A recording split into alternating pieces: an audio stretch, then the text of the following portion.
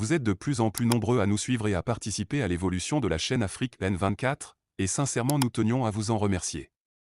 Nous lisons tous vos commentaires qui enrichissent le débat et vraiment nous vous demandons de nous soutenir, en aimant les vidéos pour une large diffusion, et pour continuer à avoir une ligne éditoriale indépendante, et vous proposer de nouvelles émissions toujours de plus en plus enrichissantes. Ne restons pas passifs, soyons actifs. Merci et à bientôt. Mesdames et messieurs, fidèles auditeurs, bonjour. Sous leurs formes multiples, diverses et variées, la corruption, le détournement ou le mauvais usage des fonds publics, ou encore le dépassement des compétences et des fonctions dans le mauvais sens, par des responsables qui incarnent la réalité de l'exercice du pouvoir, constituent une menace majeure pour la gouvernance d'un pays. Les malversations financières, surtout en temps de grave crise, sont un scandale qui provoque une onde de choc dans le subconscient collectif des citoyens.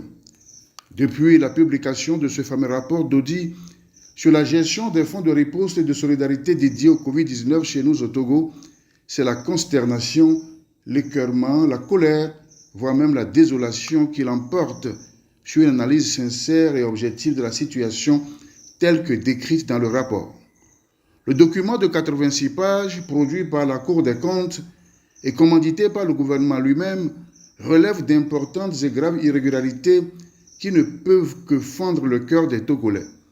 Pendant que la misère était plus que doublée et triplée en cette période de grand questionnement et d'incertitude, où personne ne pouvait savoir ce qui allait se passer, pendant que les malades de Covid-19 gisaient dans les hôpitaux, loin de leurs familles et proches, ou dans l'obscurité d'une case perdue au fond des hameaux de nos campagnes, pendant que les victimes de la maladie sont enterrées, ou plutôt jetées dans une tombe, parfois sans sépulture et en l'absence de ceux qui leur sont chers, on découvre que des gens en ont profité pour faire fortune parce qu'ils étaient appelés au devant de la scène pour gérer cette crise sanitaire.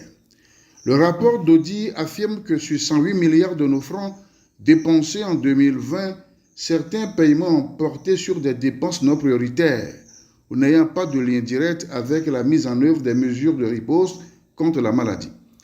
Plus terrible encore, le rapport relève surtout l'achat de 31 500 tonnes de riz pour une bagatelle somme de 8 milliards par le ministère du Commerce sans aucune trace de commande, un logo à 15 millions, du haricot et de l'huile rouge chiffré aussi à des millions.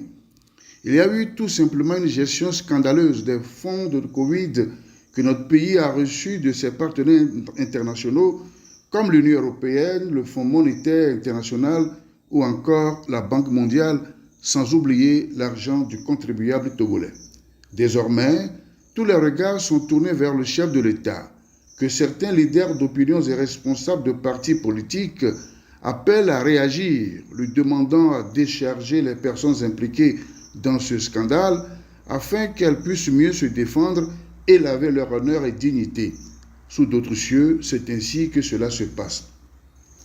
Mais au-delà de ce qu'il convient de faire pour en savoir plus, pour plus de transparence dans cette affaire, certaines questions méritent d'être posées. Pourquoi le gouvernement a cru bon devoir commanditer cet audit et seulement pour l'année 2020? Faut-il encore attendre pour les années qui ont suivi? Est-ce qu'il n'est pas lui-même le principal acteur de la gestion de ces fonds de Covid? Comment comprendre le communiqué qui fait suite à la publication du rapport sur lequel le gouvernement affirme que la Cour n'a pas établi de rapport de malversation et de fraude? Ce qui s'est passé ne dépasse-t-il pas la dimension de simples insuffisances relevées par la Cour, comme le stipule le communiqué du gouvernement? Autant de questions qui laissent dubitative une partie de l'opinion sur la suite à donner à ce dossier et qui pense que cet audit n'est plus ni moins qu'une anticipation du gouvernement dans le but de se faire blanchir avant que les partenaires financiers n'en viennent à demander des comptes. Dans tous les cas, la publication de cet audit est un coup dur, douloureusement ressenti en cette période de la vie chère et de ses conséquences désastreuses sur le panier de la ménagère. Vivement qu'on y pense sérieusement pour soulager la misère d'un peuple contraint et condamné perpétuellement à une résilience sans fin. Bon dimanche. Vous êtes de plus en plus nombreux à nous suivre sur Afrique N24, et vraiment nous tenions à vous en remercier. Nous lisons tous vos commentaires qui enrichissent le débat et vraiment nous vous demandons de nous soutenir pour continuer à avoir cette ligne éditoriale indépendante, et vous proposer des émissions toujours de plus en plus enrichissantes. Merci et à bientôt. Likez la vidéo si ce n'est pas déjà fait. Laissez aussi votre point de vue en commentaire. Abonnez-vous et cliquez aussi sur la petite cloche de notification pour ne rien rater de nos prochaines vidéos. N'oubliez pas de partager aussi la vidéo et de la liker.